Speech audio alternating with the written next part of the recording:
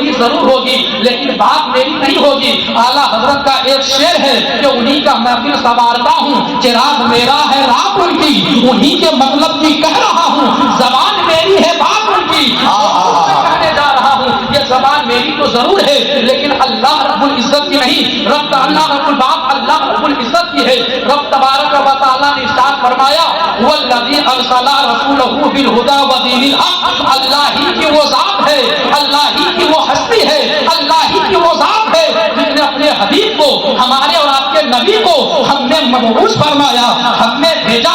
لیکن میں آپ سے کہنا چاہتا ہوں جب اللہ نے اپنے حبیب کو بھیجا, میرے نبی کو بھیجا, کیا خالی ہاتھ بھیج دیا؟ میرے نبی خالی ہاتھ تشریف لائے یا کچھ لے کر کے آئے؟ رب نے جو بھیجا ہے خالی ہاتھ بھیجا ہے یا کچھ دے کر کے بھیجا ہے؟ آپ اس بات کو ذہن میں بیٹھا لیں کہ خالی ہاتھ میرے نبی تشریف نہیں لائے. رب نے خالی ہاتھ میرے نبی کو نہیں بھیجا بلکہ کچھ دے کر کے بھیجا. وہ کیا ہے؟ وہ چیزیں ایسی ہے جو اللہ نے اپنے حبیب کو دے کر کے بھیجا. وہ چیز ایسی ہے جو اللہ کے رسول صلی اللہ علیہ وسلم نے اپنے رب کے پاس سے ہم تک لے کر کے آئے. وہ چیز کیا ہے؟ اسی کے آیت کے آگے میں رب کعبہ ارشاد فرماتا ہے الہدی ودین الحق. آپ جانتے ہیں الہدی کسے کہتے ہیں؟ دین حق کسے کہتے ہیں؟ اگر بہت اچھل رہے تھے نا آپ کلام پاک کو سن کر کے ابھی شورا کرام سے نعت نبی سنی آپ نے, منقبت کے اشعار سنے, بڑے جھوم رہے ہیں. لیکن آپ کو پتا ہے دین حق کسے کہتے ہیں؟ ذرا بول کر کے بتائیں کہ دین حق کسے کہتے ہیں. انا للہ و انا الیہ راجعون. اگر ہمیں یہ معلوم نہ ہو کہ دین حق کسے کہتے ہیں تو پھر افسوس کا مقام ہے. پھر یہ انا للہ و انا الیہ راجعون پڑھنے کا مقام ہے. دین حق مذہب اسلام کو نہیں کہتے ہیں. ارے ہمارا یہ دین حق ہے نا, یہ مذہب اسلام اسی کو تو دین حق کہتے ہیں. یہ ہماری جو شریعت ہے اسی کو دین حق کہتے ہیں. آپ بتائیے دین حق کس کو کہتے ہیں؟ مذہب اسلام. ذرا بتائیے زور سے بولیے. مذہب اسلام کو, یہ جو ہماری شریعت ہمارا دین ہے یہی ہے دین حق. اور دوسری چیز کیا ہے؟ الہدی. الہدی کسے کہتے ہیں؟ رمضان المبارک کا مہینہ بالکل قریب, 1 یا 2 دن کے بعد یہ مبارک مہینہ آئے گا. اس مہینے میں آپ اپنے مسجد کے امام صاحب سے یا علماء کرام سے ایک آیت پر خوب تقریر سنی ہوگی. اگر آپ مسجد میں اول وقت جمعہ میں گئے ہوں گے اور رمضان المبارک میں اپنے مسجد کے امام سے تقریر سنی ہوگی تو ایک آیت پر خوب آپ نے تقریر سنی ہوگی. کیا ہے؟ شہر رمضان الذی انزل فیہ القرآن. یہ وہ مبارک مہینہ ہے جس میں اللہ رب العزت نے قرآن کو اتارا. آگے رب تبارک و تعالیٰ ارشاد فرماتا ہے ھدی للناس. کیوں اتارا کلام پاک کو؟ لوگوں کی ہدایت کے لیے. بولیے کس کے لیے؟ لوگوں کی ہدایت کے لیے. ایک آیت اور سنیے, سورہ بقرہ کی پہلی آیت. قرآن مقدس جو حضرات پڑھتے ہیں ضرور ان کی نگاہ اس آیت مبارکہ پر پڑی ہوگی.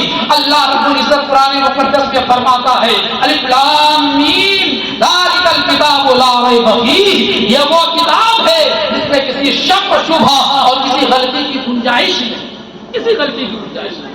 کون سی کتاب؟ آگے رب تبارک و تعالیٰ فرماتا ہے ھدی للمتقین.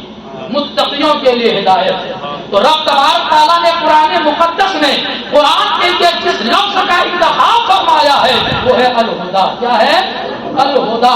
آپ لوگ بھی ذرا بولیں تو میں کچھ دعائیں ملیں گی بولنے کی جسارت کروں گا اس وقت میں. کیا ہے الہدی؟ سمجھ لیا الہدی کسے کہتے ہیں؟ کسے کہتے ہیں؟ قرآن کو. کسے کہتے ہیں؟ ذرا بولیے نا. اور دین حق کسے کہتے ہیں؟ مذہب اسلام. یہ 2 چیز میرے نبی لے کر کے تشریف لائے. اب یہ بتائیں کہ یہ 2 چیز جب حضور لے کر کے آئے, کیا حضور اپنے لیے لے کر کے آئے یا ہم لوگوں کے لیے لے کر کے آئے؟ ہم لوگوں کے لیے لے کر کے آئے یا اپنے لیے لے کر کے آئے؟ ایک مثال دیتا ہوں. الحمدللہ اس شہر میں اس محلے میں ہندوستان کے ایک مقدس بارگاہ سے لوگ مرید ہیں. ایک مقدس اور ایک پاکیزہ سلسلہ سے مرید ہے جسے سلسلے اشرفیہ کہتے ہیں. لواء الحمد کانفرنس بڑی عزت و احتشام کے ساتھ ہوتا ہے. اور بھی جلسے ہوتے ہیں. اس جلسے میں پیر صاحب تشریف لاتے ہیں. پیر صاحب آتے نہیں آتے ہیں. سمستی پور کے اسٹیشن پہ پیر صاحب اترے. حضور قائد ملت دام ذلہ العالی والنورانی تشریف لائے. اسٹیج پر آپ گئے مقبول نگر کے سارے نوجوان سارے بزرگ استقبال کرنے کے لیے, خیر مقدم کرنے کے لیے, آرام گاہ تک لانے کے لیے. ایک لگژری کار کیا, फूलों से सजाया, फूलों के बौछार लिए, फूलों का हार लिया, माला लेकर के स्टेशन पर गए, हुजूर कायदे मिल्लत का इस्तकबाल किया, लग्जरी कार में बैठा करके आरामगाह तक लाए, नारों के गूंज में हजरत का इस्तकबाल किया गया। आरामगाह पर जब हजरत तशरीफ ले आए, थोड़ी के देर बाद कायदे मिल्लत ने फरमाया, ऐ मेरे मुरीदो, ऐ मेरे मतवालो, ऐ मेरे चाहने वालों, बड़ी तजक्को एहतशाम के साथ तुमने हमारा इस्तकबाल किया है, बड़ी फराखदिली से हमारा खैर मकदम किया है, लेकिन मैंने अपने साथ दो कीमती चीज लाया था, दो बैग लाया था, दो अटैची लाई थी, लाओ जरा वो दो अटैची मेरे सामने लाओ, मैं कपड़ा बदल लूं, मैं फ्रेश हो जाऊं, उसमें मेरी कीमती चीजें हैं, और आप जाकर के अर्ज करें, हुजूर हम तो आपको आपके इस्तकबाल के लिए गए थे, यह गाड़ी आपके लिए गई थी, फूल के माले आपके लिए गए थे, यह गाड़ी मेरी सजी हुई गाड़ी आपके लिए गया, आपके लिए गई थी, और नारों के गूंज में मैंने तो आपका इस्तकबाल किया, लेकिन जो दो कीमती चीज, जो दो कीमती अटैची, जो दो कीमती बैग आप लेकर के आए थे, वो हम इस रिश्ते पे भूल गए, उसको तो लाए। अब बताइए क्या इस इस्तकबाल से आपके पीर साहब खुश हो जाएंगे? खुश हो जाएंगे? सब लोग बोलिए। मैं चाहता हूँ कुछ बातें आपके दिल में उतर जाए, बड़ी जरूरी है बातें दिल में उतारने की। बहुत कुछ हो गया हमारे जलसों से, हो हंगामा, नारों की गूंजें बहुत हो गई, लेकिन फायदा कुछ असर नहीं आता। मैं कोशिश कर रहा हूँ कि कुछ बातें आपके दिल में उतरे। क्या पीर साहब खुश हो जाएंगे? जूते मारेंगे कि दुआएं देंगे? बताइए। जूते मारेंगे ना हुजूर कायदे मिल्लत। अखलाक यूं नहीं है कि जूते मारे। एक मिसाल दे रहा हूँ, हजरत ये कहेंगे कि ये इस्तकबाल किस काम के, ये नारे किस काम के, ये फूल के माले किस काम के, तूने मुझको लग्जरी कार में, फूलों के सजी हुई कारें में लाना पसंद किया, और मेरी कीमती चीज, मेरी अटैची को, मेरे बैग को तूने टूटे हुए साइकिल में मिलाना पसंद नहीं किया। खुश होंगे? हरगिज खुश नहीं होंगे। जरा सोचिए, कल कयामत के दिन वो हश्र का मैदान जिसकी हौलनाकी के बारे में आप सुनते रहते हैं, वो कयामत का मैदान। मेरे नबी ने एक मरतबा फरमाया हजरत जिब्राइल से, ऐ जिब्राइल बताओ जरा जहन्नम क्या हाल सुनाओ। हजरत जिब्राइल ने अर्ज़ की, या रसूल अल्लाह, अल्लाह रब्बुल इज्जत ने जहन्नम के आग को दहकने का हुक्म दिया। 1000 साल वो आग दहकती रही, उसके शोले बुलंद होते रहे, चिंगारियां ऊपर उठती रही, यहाँ तक कि जहन्नम के आग का जो कलर है, जो रंग है, वो सुर्ख हो गई। मजीद अल्लाह रब्बुल इज्जत ने 1000 साल तक दहकने का हुक्म दिया।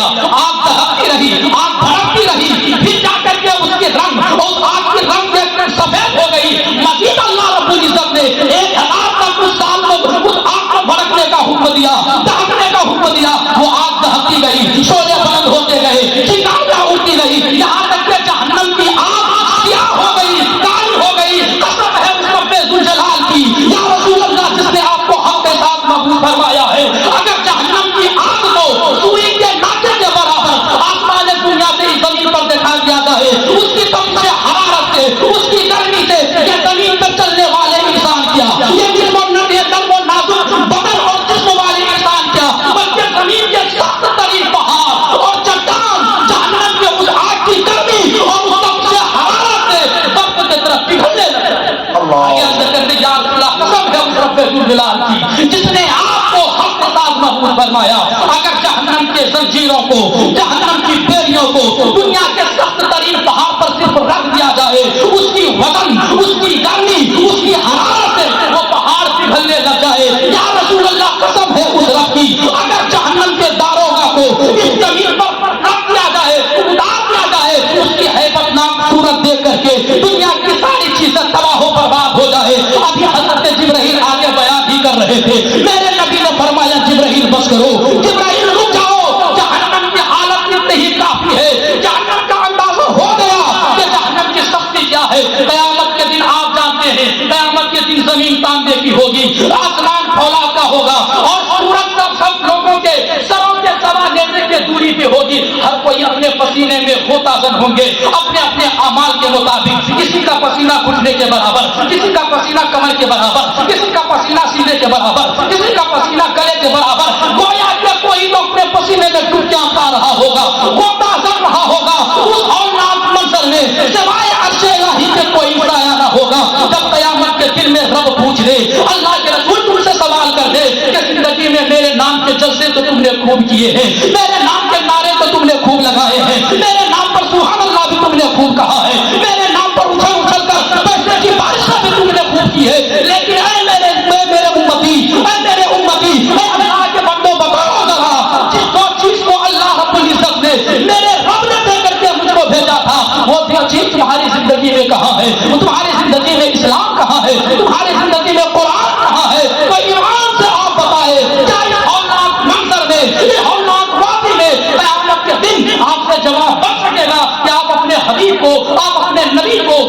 اپنے رسول کو یہ جواب دے سکیں گے کہ اس یہ دو چیزیں مذہب اسلام کہاں ہے اور یہ قرآن کہاں ہے. صرف نعرے لگانے سے کام نہیں چلے گا, صرف جلسے سے کرنے سے کام نہیں چلے گا. اگر اللہ کے رسول صلی اللہ علیہ وسلم کو خوش کرنا ہے, قیامت میں اللہ کے رسول کو اپنا چہرہ دکھانا ہے, تو نبی کے نام کے جلسے بھی کیجیے, نبی کے نام کے نعرے بھی لگائیے, لیکن اپنی زندگی میں اس مذہب اسلام کو اتاریے, اپنی زندگی میں قرآن کو اتاریے. جب آپ اپنی زندگی کو, اپنے وجود کو قرآن کی روشنی میں گزاریں گے, مذہب اسلام میں گزاریں گے, تبھی تو فلاح آپ کے لیے ہے, بہبودی آپ کے لیے ہے, ورنہ کچھ نہیں. ایک حدیث پاک میں نے پڑھی ہے, بس اسی پر اپنے گفتگو ختم کروں گا. اللہ کے رسول صلی اللہ علیہ وسلم فرماتے ہیں, علموا اولادکم ثلاث خصال, تم اپنی اولاد کو 3 چیزیں سکھاؤ. کتنے؟ 3 چیزیں سکھاؤ. اور جب آپ سے کوئی کہے اپنی اولاد کو سکھاؤ, حضور قائد ملت فرمائے اپنے بیٹے بیٹیوں کو سکھاؤ. مولانا افضل صاحب کہے آپ سے کہ اپنے بیٹے بیٹیوں کو سکھاؤ. مسجد کے امام آپ سے کہے اپنی اولاد کو سکھاؤ, تو کب سکھاؤ؟ جب آپ کی اولاد بوڑھی ہو جائے گی تب سکھائیں گے, یا جب چھوٹے چھوٹے بچے رہیں گے تب سکھائیں گے؟ کب سکھائیں گے ذرا بولیے نا. جب بچے رہیں گے تب نہ سکھائیں گے. اس عمر میں سکھاؤ اپنے بچوں کو, جس عمر میں ماں یہ سکھاتی ہے میرے بچے یہ تمہارے باپ ہیں باپ, اے میرے بیٹے یہ تمہارے دادا ہیں, اے میری بیٹی یہ تمہاری خالہ ہیں, اے میری بیٹی یہ تمہاری بوا ہیں. اس عمر میں تم اپنے بچوں کو سکھاؤ. کیا